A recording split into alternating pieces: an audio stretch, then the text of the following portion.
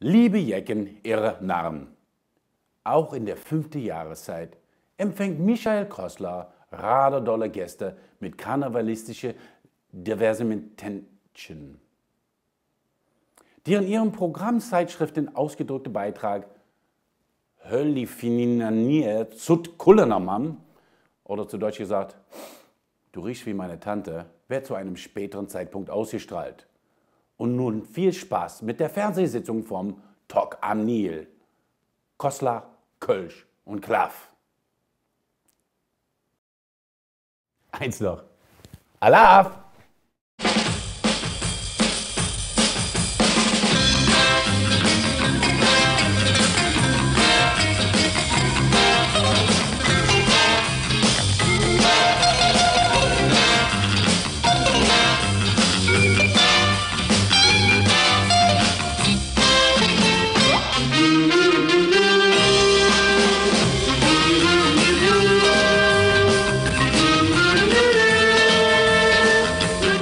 Meine Damen und Herren, hier ist der Mann, dem Brigitte Nielsen die Hand reichen durfte. Michael Kossler. Fast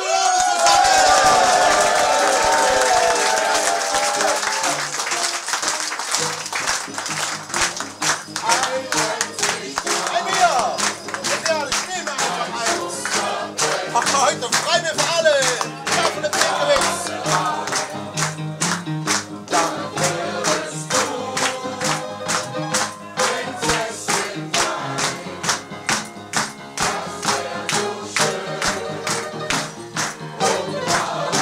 Jetzt alle!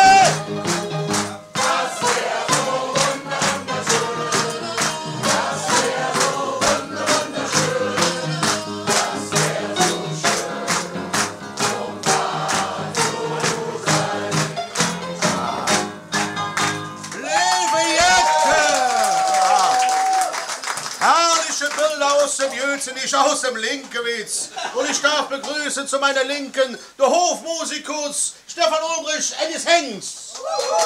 Dankeschön, Kalala. Und Levi Ecke, zu meiner Rechten den Schlüssel Tringers Fuhlsang, der Fritz Zeller mit dem Co-Moderator.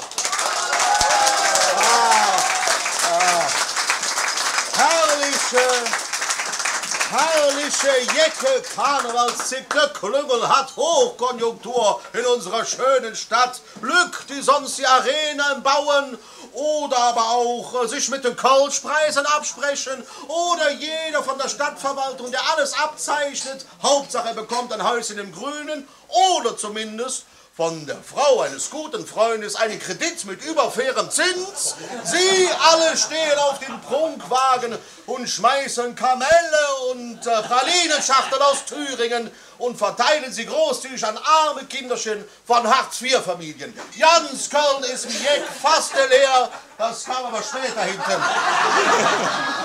Ist doch egal. Wir sind ja Sitzungen, Fernsehsitzungen, die Ärzte von Tok am Nil. Die machen wir immer so, ich kann nichts dafür. Von all ADHS, der Präsidenten.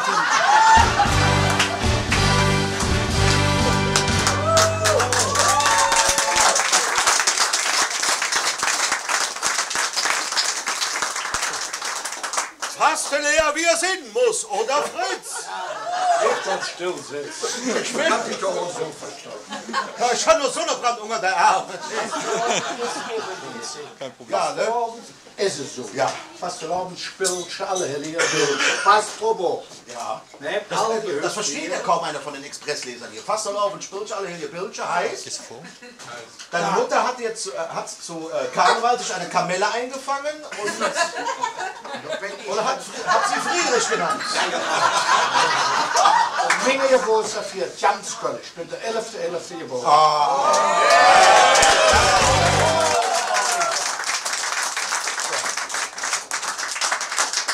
Ja, da fängt er mit der Arm nervös zu werden. Du bist der Kind Kamelle am Hörer. Aber Fritz! Jedet denn auch jetzt, was du nicht so schön findest am Fast leer? Ja, also das wirst du sagen. Ja. Vorher Jahr war ja der Fastelavond. War auch, ja. Ja, war auch. Schon ein paar Jahre hier schon in Köln. Ja, aber der erste der ein englischen Motto hat. Köln hat was zu bieten. Ja, da habe ich beim Google, habe ich da neu geschaut. Und bei Google Ja, ich muss das auch erklären für unsere nicht-rheinischen Zuschauer. Der Fritz kann kein Englisch und das Motto war, Köln hat was zu bieten, also mit, nicht bieten im Sinne von ich biete mit oder ich biete Ihnen was, sondern B-E-A-T-E-N, also das englische Wort bieten. Köln hat was zu beaten. Ja. Und das habe ich dann bei Google eingefügt. Ja. Und habe dann gesagt, Bilder sollen wir sehen. Von bieten. Beaten. Ja. Hey, das war ein so zerschlagender Köln. Der Sänger Musik, weißt du, wie... Ja, als wenn Sie nachts mit der KVB gefahren wären. Noch schlimmer. Ja. Ne? Noch schlimmer. Und dann hatte ich auch die Frau an, der Kuckelkorn. Der Kuckelkorn, muss man sagen, der hat ja ein Sargmagazin. Ja. Sonntags kostenloses Probeliegen und da gibt es für 2,50 die Köttbullar. Ah, nee, das war Ikea. Nee, war Ikea. Stimmt. Da ist der Anruf. Ja. Da wollte ich den Mann sprechen. Darauf ansprechen, ne? Der Herr Kuckelkorn. Ja. Na war denn, sie muss bei mir am Telefon. Ich hatte 2, 3 Mal angerufen. Jedes Mal sagt sie, mein Sohn ist nicht da. Ich sage es ihm aber. Ne? Ja. Ich sage, wie kann man das so ein Motto machen? Ne? Da haben wir dieses Jahr besser. Ne? Ja, jedem Jecksing Pappnas und gesungen wird es wieder von der Uhr. Entschuldigung. Ja, jedem Jecksing Pappnas. Und gesungen wird es wieder von der Urmutter des Kölner Karnevals, Marie-Louise Nikota. Ja. Böse Zungen behaupten ja, sie ist ein Karnevalszombie, das wollen wir ja gar nicht werden. Das geht schon. Ja, ist doch in den 70ern. Ja, ja. Ja, klar. Jetzt, meine Damen und Herren, bitte ich Sie alle, sich von den Plätzen zu erheben, denn jetzt kommt unser einmaliger, unser origineller, der einzige, der artige, der einzigartige, der Prinz von der INK, unser Prinz Martin der Erste!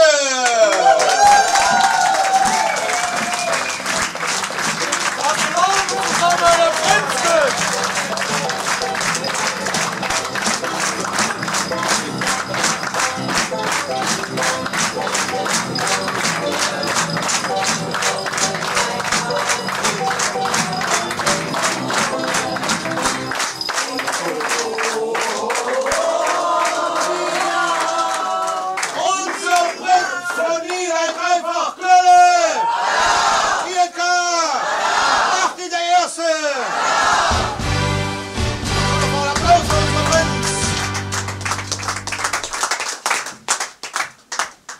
Lieber Prinz Martin! Du bist ja gar nicht rasiert. Ja. Du bist ja der Prinz. Du bist ja noch nicht rasiert, Martin. Ist ein Friseur hier in der Nähe? Ja. Sie sind Friseur? Ja. Prinz braucht eine Rasur. Dankeschön, Martin, leider. Dankeschön, Abmarsch, Klatschmarsch für unsere Martin. Kommt später nochmal. Unrasiert. So, bitteschön. Gehen Sie mal dahin, gehen Sie mal zur Aufnahmeleiterin, die macht unrasierter Prinz. Wo jedet denn so jetzt? Mann, Fritz. Jetzt aber, meine Damen und Herren, kommen wir zu einem Mann. Er ist rasiert und er macht die schönsten Karnevalsorden von Köln. Begrüßen Sie bitte mit mir, hier ist Tobias Kreiten, Applaus!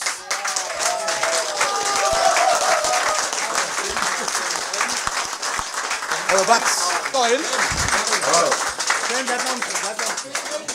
Ach, Herr Kreiten, schön, dass Sie da sind. Sind Sie rasiert? Ja. Ja, das ist so. Darf ich mal rübergehen? Ah, ja, das ist rasiert, verstehst du? Der schöne Prinz, kommt hier unrasiert. Ist das schon mal rasiert, der unrasierte Prinz? Haben Sie sowas schon mal gesehen? Ich bin also nicht so nah dran. Aber Sie sind aber auch von der Montur, ne, roter Funk, oder? Ja. Wie nennt sich die Montur? Das ist ja jetzt Das ist die Litewka, die Ausgehuniform. Wie? Die Litewka. Litewka. Ja. Das andere ist die große Uniform, damit jung auf der Bühne. Genau. Das ist das, da sitzen wir dafür. Ach so, ja, dafür. Das ist ja auch quasi eine inoffizielle Show. Uns loben ja nicht viel. Ja, vielen Dank. Ja. Aber Herr Kreiten, Sie sind ja hier, weil Sie machen Karnevalsorden. Ja. Wie kommt man überhaupt dazu? Ist das so, wo man sagt, ach weißt du was, ich mache keine Lithografie, ich mache ja, Lithografie heißt das? Nee, ja. Ich mache keine Stechdinger mehr von Köln, Panorama, ich mache jetzt Orden. Oder sind Sie da schon ganz lange drin in diesem Metier? Ja, ich bin da geboren. Ja. Das war mein Problem. Also Ihr Vater hat auch schon Karnevalsorden Mein gemacht? Vater hat mit den Karnevalsorden mehr oder weniger begonnen. Ja. Und ich sage, wir kommen aus einer Metallfamilie. Ja. Mein Urgroßvater war Goldschmied, mein Großvater war Goldschmied. Und mein Vater hat noch einen Krieg und das Thema Goldschmidt wurde mir gebrochen. Ja. Ist aber ein Kölsch-Parat, ist das in Ordnung? Ja, natürlich. Ja, wir sind YouTube. Das kann auch Sendung, gut. YouTube kann man auch untertiteln. Ja. Ich kann das auch auf Hochdeutsch. Ach so, das wäre super, ne? Dann haben wir ja noch für unsere Thüringer. Nee, geht schon. Geht schon. Und für Nil haben Sie auch schon einen Karnevalsort gemacht. Was, Schon den einen oder anderen. was war da als Motiv drauf? Oder so, wo man sagt, das war eigentlich schon ein ungewöhnliches Motiv oder ein schönes Motiv, weil das erzählt eine Geschichte? Das, was mir am meisten Spaß macht, ist, ich sag mal, in der jüngsten Vergangenheit der Brasel, der die ja hatte mit der Prinzenproklamation. Ja. Hatten ja den Brasel mit der Prinzenproklamation, mit der Lautstärke und Ja. der Polizei da und so weiter, haben sich fürchterlich geärgert. Und der allgemein bekannte Geschäftsführer kam zu mir und hatte so eine Krawatte. Da machen wir jetzt und da. Hin und her. Ich sag so, jetzt mal langsam. So, jetzt, da machen wir was Schönes draus und Ja. müssen alle drüber lachen können. Ne? So, dann haben wir das schöne alte Thema aufgenommen, der Nachendeu. So, der Nachendeu heißt ja eigentlich, der Nachen ist das alte kleine Fischerbötchen. Ja.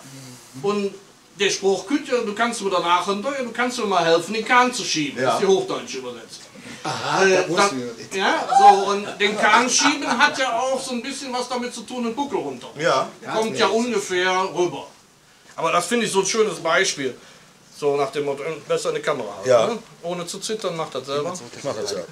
Ich habe schon genug Schabau, das geht, ja. Ja, das ist aber jetzt ein bisschen senkrecht. Ach so, ja. ist das besser.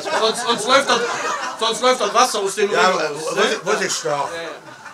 Da ist eben im Prinzip das Thema mit dem lila Panorama, da ist das kleine Fischerbötchen und da sitzt da einer drin von Hinge und der ist mutig, Ja. der Burgkirch.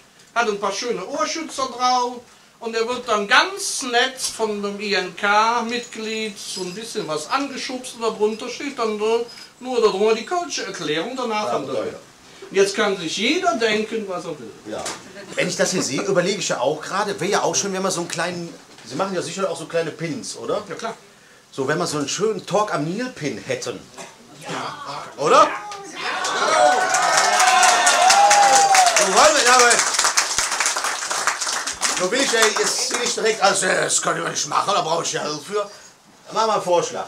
Der Fritz stellt ja jedem Talkgast eine Kölsch-Testfrage. Ja.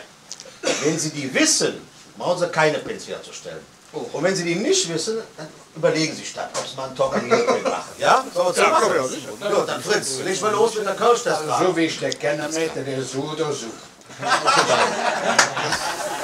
Die Frage ist, wir produzieren Müll, wir sind aus Müll geboren und wir werden wieder zu Müll.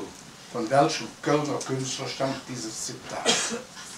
Das ist der Junge mit dem Flügelauto, nehme ich uns an. Das ist der Herr A. Schuld, nehme ich mal an. Na, bitte. Oh, das ist richtig, jawohl!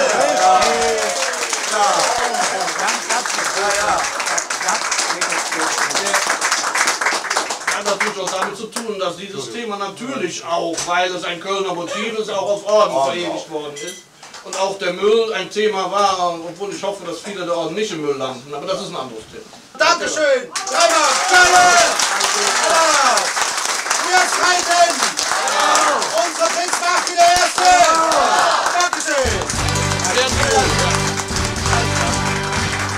So. Oh! Hier findet gerade noch spontane statt. Was ist denn jetzt? Lieber Fritz, der Tobias Kreinelgraf vom Orden gesprochen. Ich darf dir unseren Sessionsorden überreichen. Und ich hoffe, hier steht der Jod, das Gemüse ist 200 Jahre alt, es passt zu dir, ich sage es etwa. Und das ist der erste Orden, der erste Pastorenorden, den ich kriege. Weil ich habe ja alles gelöst. Ja! Das könnte auch noch richtig schöner Platz sein. Es macht ja auch immer viel Sinn, den Co-Moderator zuerst einen Orden zu verleihen. Ja, ja. Kommt zur INK, Hanse jetzt hart. Die hätte Spaß, Hanse jetzt hart. Ach, ist der schön. Ach, was ist der schön.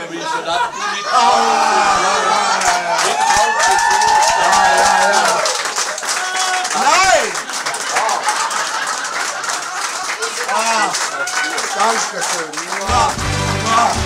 Dankeschön. Ich wollte ja gerade Größe gucken. Ich glaube, meine ist auch größer, Fritz. So, jetzt haben wir jemanden da. Da hab ich schon gemerkt, wie der Kostner immer so umschalten kann. Hey, so, und dann auf einmal so. Wow. Jetzt haben wir jemanden da, der auch zum Thema Karneval etwas zu sagen hat. Aber ich wollte auch mal nicht nur den Kölschen Fasteleer beleuchten, sondern auch den zweitschönsten Karneval, darf ich als Kölner ja sagen, den zweitschönsten Karneval, den es auf der Welt gibt. Und das ist der brasilianische Karneval. Und dazu, ja, das ist der brasilianische Karneval. Ja. Und über den wird uns jetzt Frau Katja Wittke etwas erzählen. Applaus! Ja. So, ein Mikrofon für die Dame. Katja, Sie sind Mitorganisatorin des Carnaval Brasil 2012. Ja. Und der heißt, ich darf mal...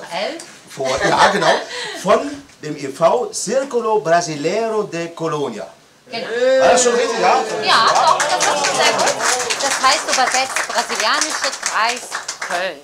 Und wir organisieren unter anderem auch diesen Ball. Ja. Ja? Der ist übrigens, lass mal direkt ruhig mal Werbung machen. Ja, am klar. Freitag, 17. Februar, wer noch Karten haben will, sind noch welche da. Ja, doch. Noch mal rein. Hier. Komm auch vielleicht. Ihr Mann ist ja auch da, oder? Es gibt mittlerweile seit Mitte der 80er das in Rio de Janeiro, das Sambadromo. Ja. Das ist, ja, wie Sie hat eben schon gesagt, wie so im Vorgespräch, wie ein Laufsteg mit Genau. Tribünen links und rechts. Und da ziehen die ganzen Schulen, die ganzen Samba-Schulen durch. Genau. Man kann sich so vorstellen wie eine Arena, aber das ist halt ein Laufsteg Ja. inzwischen. Man sieht ja, ich habe in einer Quelle eine Zahl gefunden von 60, das entspricht 60.000 Plätze für Zuschauer. Ja. Eine andere Quelle sagte 88.000, also 60.000 oder 88.000. Ja. Also ein großer Unterschied. Ich nenne jetzt beide, damit ich keinen Fehler mache.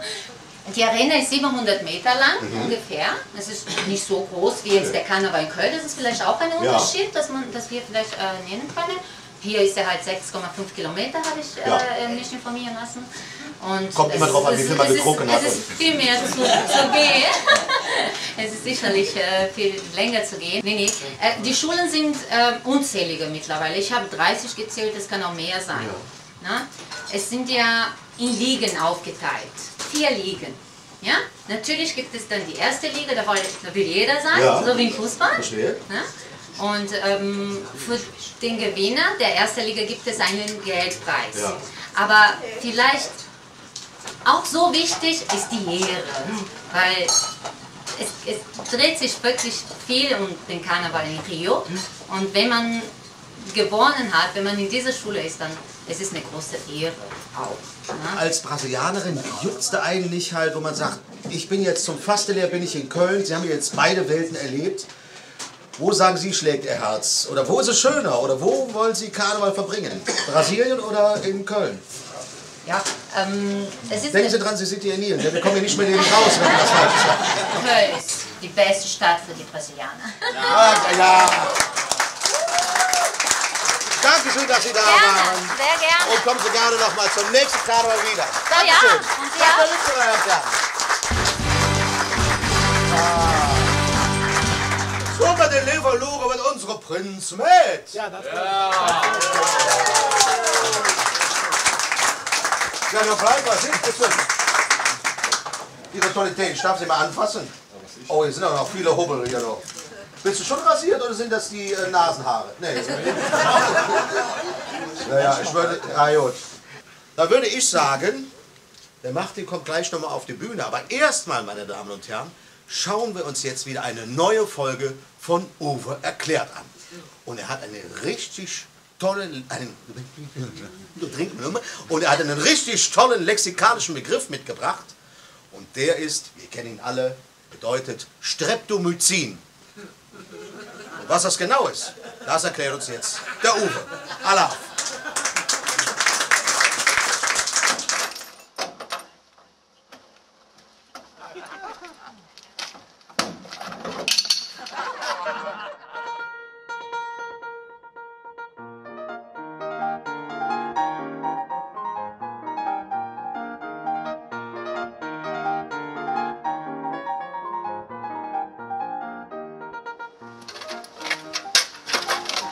Hallo, ich bin der Uwe. Heute erkläre ich, was ist Streptomycin? Selam Abraham, hau mich tot.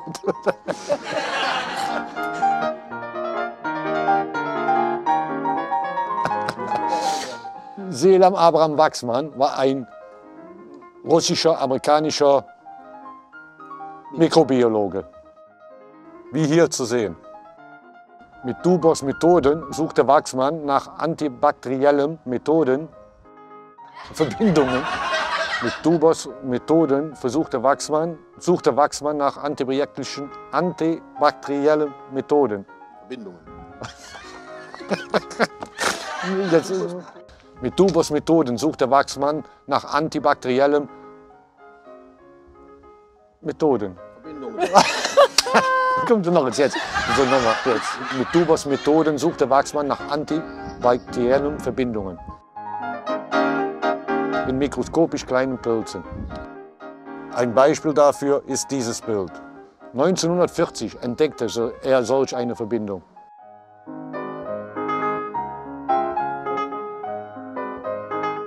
Er nannte sie Actonomycin. Denn er hatte sie in Strahlenbildung der Gattung Nochmal jetzt langsam bitte. Denn er hatte sie in Strahlenpilzen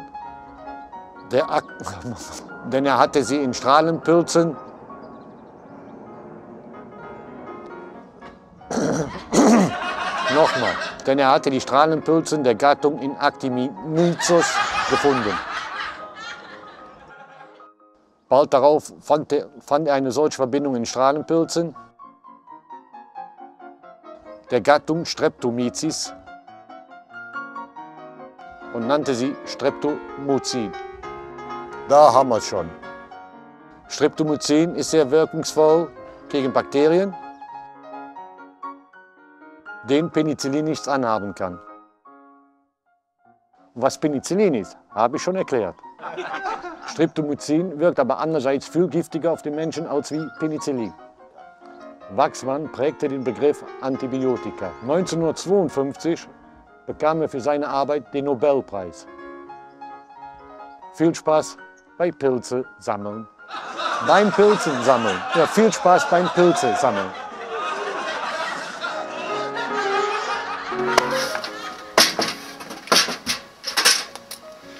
das war's für heute. Bis neulich. Und immer dran denken, wir sind alles Menschen, oder?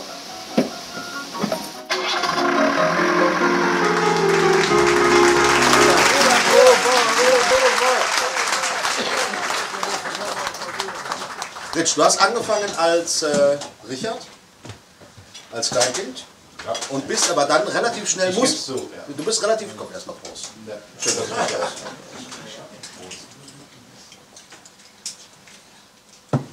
Und bist dann relativ schnell in die Musikschiene reingekommen. Ja, zwangsläufig. Und bis dann, im Laufe, überspringen jetzt mal ein paar Jahre, bis dann halt, ich sag mal ja, ordentlicher Musiker, kann man jetzt sagen, auf jeden Fall Musiker geworden, der auch unter anderem aufgetreten ist als Tourband bei Tonsteine Scherben. Wir hatten eine gemeinsame Tour mit Tonsteine Scherben. Meine damalige Band, Schröder Roadshow, hatte eine gemeinsame Tour mit Tonsteine Scherben. Wunderbar und Rio weiter.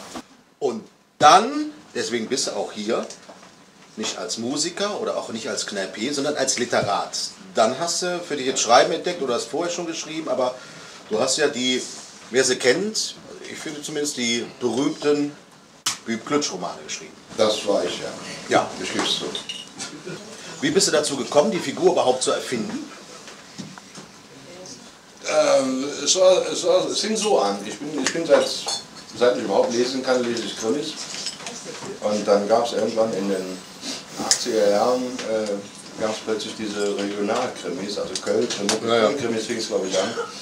Und die habe ich natürlich auch alle gelesen und habe dann irgendwann gedacht, Moment, das kann ja aber auch, wenn nicht sogar besser.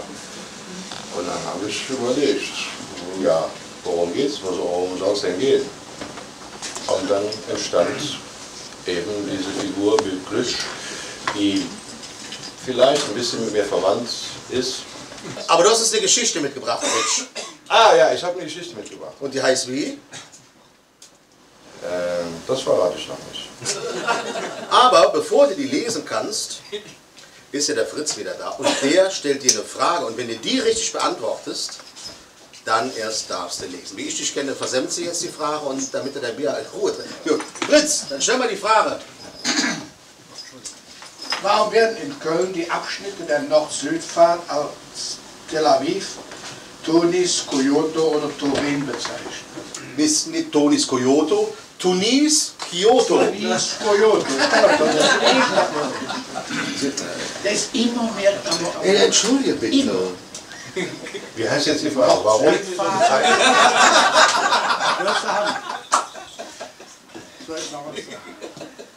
Fritz, du hast nicht verstanden. Nee, ich habe nichts verstanden.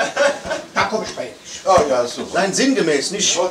Warum werden in Köln die Abschnitte der Nord-Süd-Fahrt als Tel Aviv, Tunis, Kyoto. Ja, ich fühle, also das ist wieder so. Das ist in Südtermin. Das ist in Südtermin. Das ist nicht in Südtermin. Und Turin. Also wir haben da 4 Abschnitte. Und da wollte ich fragen, woran dumm hat. Ich muss gestehen, ich kann die Frage nicht beantworten. Ich habe keine Ahnung, warum. Aber vielleicht, das sind ja alles Namen von Städten. Und von wem könnten die... Partnerstädte? Jawohl, das ist richtig, meine Damen und Herren. Ich schwöre, klar.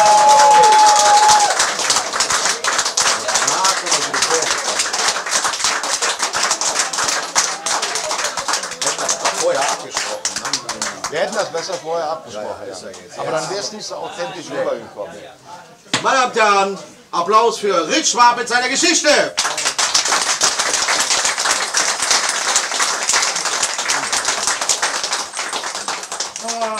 Ich kann mir allerdings nicht verkneifen, vorweg zu schicken, dass ich das nur unter Protest lese. Als Herr Kossler mich eingeladen hat, hieß es, ich hätte gern, dass du deine Geschichte liest. Und vor allem, ich wünsche mir die Geschichte mit dem Paul. Ja, dachte ich, gut, dann liest die Geschichte mit dem Paul. Wer kann diesem Mann was abschlagen? Aber allerdings ist es so, die Geschichte ist eigentlich doppelt so lang. Aber man hat mir hier nur 40 Minuten Lesezeit gegeben. Muss ich hier also kürzen, steigen wir mitten rein. Naja, und außerdem am Ende geht es eigentlich noch weiter im Original. Und dann gibt es noch eine richtig schöne Schlusspointe. Die haben mich aus Frag weggelassen. In der ersten Hälfte der Geschichte im Original wird erzählt, wer dieser Paul überhaupt ist und wie es dazu kommt, dass er geworden ist, was er geworden ist. Ja, wisst ihr jetzt alle nicht. Hat der Michael zu verleiten.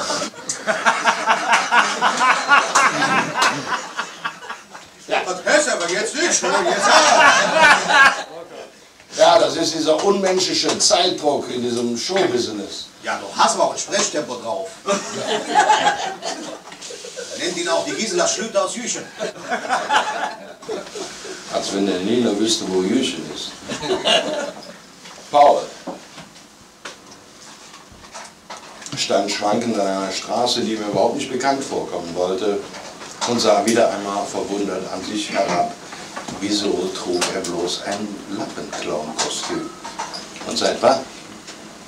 Er musste sich dringendst irgendwo hinsetzen, 1, 2 Bier trinken und versuchen, die letzte Nacht und den gestrigen Tag irgendwie zusammenzuklamüsern. Irgendwann kam er an einer Uhr vorbei, 6:30. Nicht schlecht, dachte Paul. Also von vorgestern Mittag bis heute Morgen durchgesoffen. Verlangte umso mehr nach einer weichen Landung. Ein paar Ecken weiter, gegenüber einer Backsteinkirche, verdammt, in welchem Stadtteil war er hier gelandet, fand er endlich eine Kneipe. Mit dem Schlimmsten rechnend griff er in seine Hosentaschen, dann fiel ihm die Kinnlade herunter. In beiden Fäusten hielt er bündelweise Geldscheine. Wo kam das nun wieder her? Paul betrachtete abwechselnd das Geld in seinen Händen. Es mussten an die 2000 € sein. Das Kostüm, das er trug, und die Straße vor sich, und versuchte krampfhaft sich zu erinnern. Wo bin ich? Wo war ich? Und was ist da passiert? Keine Ahnung. Er gab sich einen Ruck, überquerte die Straße und betrat zum ersten Mal seit der Kommunion seines Sohnes eine Kirche. Zwischen den dunklen Bänken hockte ein alter Priester und sammelte zerknüllte Tempos auf. Ja, sagte er, als Paul auf ihn zuschwankte. Seine Nasenflügel weiteten sich und er wich unwillkürlich einen halben Schritt zurück. Ja, sagte Paul, vielleicht rieche ich nicht so gut, aber ich hätte gern ein Aschenkreuz. Der Priester musterte Paul eine Weile und warf dann einen langen Blick zum Altar hin. Ich glaube, ich bringe dich besser nach Hause, mein Sohn, sagte er dann. Für das Aschenkreuz kannst du gerne noch einmal wiederkommen, aber heute ist doch erst Rosenmontag. Rosenmontag? Heute? Für Paul wäre es ja nichts Besonderes gewesen, dass ihm ein Tag fehlte. Das war ihm schon öfter passiert, aber 3? Wo wohnst du denn, mein Sohn? Zu Hause, sagte Paul. Blöde Frage, Vater. Und wo ist dieses Zuhause? Ubiering. Ubiering? Ist das nicht in Köln? Ja klar, wo sonst? Und wie bist du dann nach Bremen gekommen?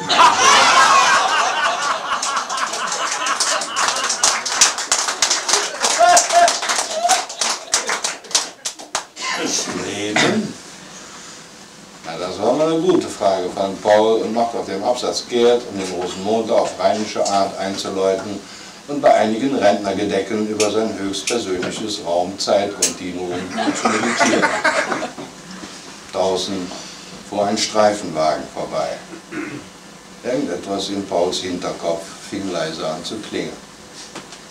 Mach das Blaulicht an, dachte er. Wenn ich die Sirene höre, fällt es mir wieder ein. Sie bogen lautlos um die nächste Ecke. Es fiel ihm trotzdem wieder ein. Er hatte morgens in der Annostraße gesessen, auf der Bank einer Bushaltestelle. Freitagmorgen. Mit einer kleinen Flasche Korn, in der nicht mehr viel übrig war.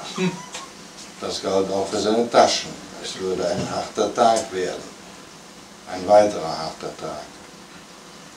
Er nahm noch einen Schluck und zog den grünen Parker enger um sich, den er an Heiligabend bei der Altkleiderverteilung im alten Wartesaal ergattert hatte. Vom Klotischplatz her ertönten Martinshörner. Mehrere. Vielleicht hat einer die Kölner Bank überfallen, endlich, triebelte Paul in sich hinein. Mit der Idee hat er auch schon ein paar Mal gespielt. Gemütlich schlenderte ein Typ in einem Lappenclown-Kostüm über die Straße und setzte sich neben ihn auf die Bank. Moin, sagte er. Es klang ein wenig dumpf, er trug auch eine Clownsmaske aus Plastik und eine blaue Sporttasche. Sagte Paul. Das wird nicht lange reichen, sagte der Clown und nickte zu der Flasche hin. Einen Augenblick war Paul versucht, sich schnell unter dem Parker zu verstecken. Aber erstens war es dafür sowieso zu spät und zweitens wusste er nur zu gut, wie man sich morgens fühlen kann. Schweren Herzens, es war wirklich nicht mehr viel drin, aber solidarisch hielt er seinem Nachbarn die Flasche hin. Reicht nie lange genug, sagte er. Sehr großzügig, sagte der Clown, danke. Und nahm einen ordentlichen Schluck. So ordentlich, dass Paul sich und seine Großzügigkeit verfluchte. Hast du immer Schotter für Nachschub? Paul schnaubte bloß. Der Clown nickte nachdenklich, während seine Maske breit grinste und die Martinshörner sich durch das Viertel zu verteilen schienen. Vielleicht können wir ein kleines Geschäftchen machen. Skeptisch sah Paul ihn an. Mit mir? Na klar. Der Clown öffnete den Reißverschluss der Sporttasche 2 Finger breit und drückte Paul ein paar Geldscheine in die Hand. Du solltest auch mal wieder Karneval feiern, sagte er. Und Paul blickte verblüfft auf das Geld. Das ist aber noch kein Geschäft, sagte er. Jedenfalls nicht für dich. Auch nicht. Um ordentlich zu feiern, brauchst du ein lustiges Kostüm. Da. Er nickte zu dem fleckigen, ausgefransten Parkhelm. Ist überhaupt nicht lustig. Ganz und gar nicht, bestätigte Paul. Wir könnten tauschen. Ich habe für heute genug Spaß gehabt. Und mich buchten sie ein, weil ich in einem Lappenclown-Kostüm die Kölner Bank überfahren habe. Hast aber nicht. Nee, leider nicht. Die Martinshörner kamen näher. Müsste ein schnelles Geschäft hier sein. Ein alter Parker wie in ein Clownskostüm, sagte Paul. Die grinsende Maske nickte. Klingt gut eigentlich. Und noch ein Händchen voll Trinkgeld. Klingt eigentlich richtig gut, sagte Paul, und sie gingen gemeinsam in die Tiefgarage. 10 Minuten später stand Paul in Egons Kiosk und leistete sich eine Flasche Asbach und eine Schachtel HB. Nach dem 3. Schluck flog die Tür auf und 2 junge Streifenbeamte stürmten herein. Ein Lappenclown, schrie der eine. Wir suchen einen. Sein Mund blieb weit offen stehen, als er Paul am Tresen lehnen sah. Oh Scheiße, jammerte er und fingerte an seinem Halfter herum. Nun rechne ich mal wieder ab, sagte Egon. Das ist bloß Paulchen. Der steht schon den ganzen Morgen hier. Misstrauisch blickten die beiden zwischen Egon und Paul hin und her. Der war nun ziemlich froh, dass er die Clownsmaske in der Tiefgarage unter ein Auto geworfen hatte. Den ganzen Morgen? Seit ich aufgemacht habe, bestätigte Egon. 6 Uhr, wie jeden Morgen. Weiter, rief der eine und sie verschwanden wieder. Danke, Egon, sagte Paul. Egon nickte und sah sich eine Weile versonnen den Asbach und die HB-Packung an. Dann öffnete er seine Kasse und beäugte auch eine Weile den 50er, mit dem Paul bezahlt hatte. Schließlich machte er eine Flasche Bier auf und nahm einen langen, langen Schluck. 74, sagte er. Da habe ich die Sparkasse in Longerich gemacht. 8 Jahre Rheinbach. Und als ich rauskam und die Kohle aus dem Schrebergarten von meinem Schwiegervater buddeln wollte, war da gar kein Schrebergarten mehr, sondern eine Mercedes-Niederlassung. Mit einem Zug leerte er seine Flaschen. Darüber solltest du nachdenken, Paul. Ich habe bis heute keinen Mercedes. Paul dachte darüber nach. Wir beide sollten sowieso nicht Auto fahren, sagte er dann und legte einen weiteren 50 auf die Theke. So für Alkoholkontrolle. Komm, Egon, ich gebe einen aus. Egon hatte seinen Kiosk zugemacht und sie waren zu einem Zug um die Häuser aufgebrochen. Paul hatte keinen Schimmer, wann und wo er Egon verloren hatte. Ganz dunkel kam ihm vor, als hätten sie irgendwann tatsächlich in einem Zug gesessen, in einem Speisewagen, an einem Tisch voller Sektflaschen und zweistimmig, solange wir noch zu Hause im Kessel angesungen.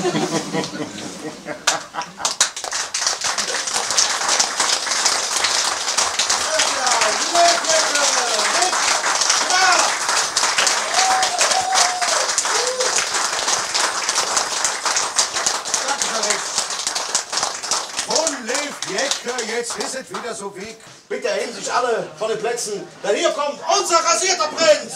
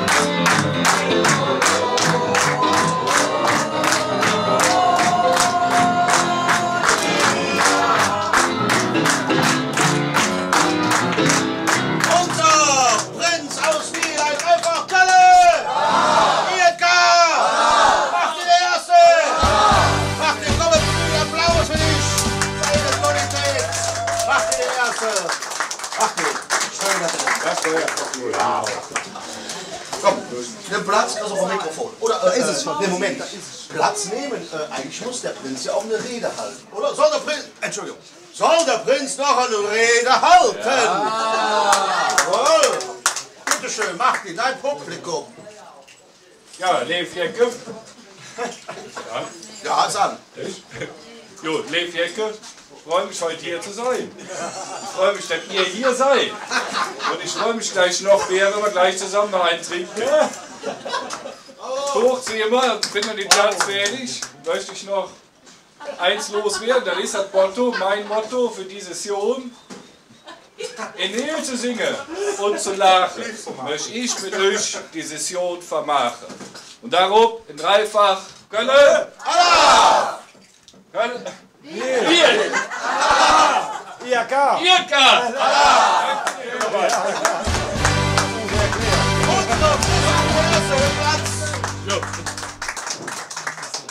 Ich hatte doch ja eine Orde bekommen, Lorenz. Das ist schön. Macht ihn. Ja. Du bist jetzt Prinz, ich war ja auch bei der Proklamation. Vielen Dank nochmal für das Bier. Wie war das für dich? Bist du dazu überredet worden, Prinz zu werden? Oder hast du immer schon gesagt, ich will einmal Prinz zu singen? War das immer schon der Wunsch? Wie sich das gehört für einen Kölner Jungen, für echt Kölsche Jungen, ist das mit das Schönste, was man machen kann. Und wie das manchmal so ist, steht man abends beim Bierchen zusammen, dann weiß man, bald, du bist dran. Ja, bald ist der eine weg. Ja. Und wenn man dann auch noch mit dem Amtierenden zusammensteht und dann in ein Gespräch kommt und sagt, hast du Lust, den Prinzenführer zu machen, dann weiß man, jetzt ist es zick, den Prinz zu machen. Und so war es. Wie findet denn das so statt? Lässt man das so ein bisschen raushängen? Das ist ja schon eine schöne Hote, der da ist. Oder sagt man direkt, ja, ich will auch mal Prinz sein? Oder ist das wirklich zufällig? Nee. Ja, wie gesagt, das war schon mehr zufällig, aber der Wunsch ist natürlich schon da. Ja. Wenn du in den Karnevalsverein gehst, dich im Vorstand mit engagierst, ne, dann ist das schon, du bist ja so oft dabei, klar. Du siehst, was das für einen Spaß macht, ja, für einen Spaß für die Leute, für den Spaß untereinander, Verein. Ist es denn wohl, wo man sagt, okay, ich bin jetzt Prinz, aber da habe ich mich doch verdammt, das ist ja doch mehr Arbeit, oder hast du schon... Wusstest du dann alles schon, was auf dich zukommt? Ne? Das ist ja erst der zweite Tag, beziehungsweise der dritte, also von daher. Nee, ist es nicht, weil wir laufen ja schon... Ach so. Ist egal. Wir sind ja nicht live. Dann war es natürlich sehr anstrengend. Ja. Und so hätte ich mir dann auch nicht vorgestellt, muss ich jetzt ehrlich sagen. Wieso? Nee, dann hätte ich schon gedacht, ein oder andere ist...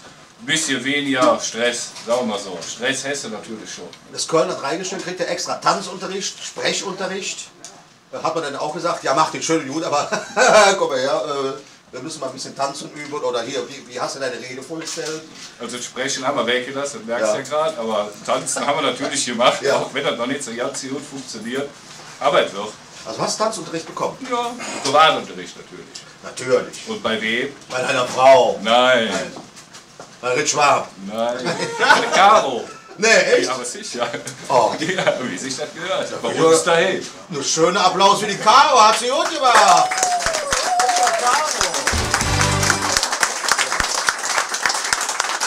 Ja, vielen Dank. Unser macht der Erste, dass er da war. Wir stehen noch mal auf mit einem Dreifach. Köln! Macht der Erste! Linkewitz! Dankeschön. Unser macht der Erste.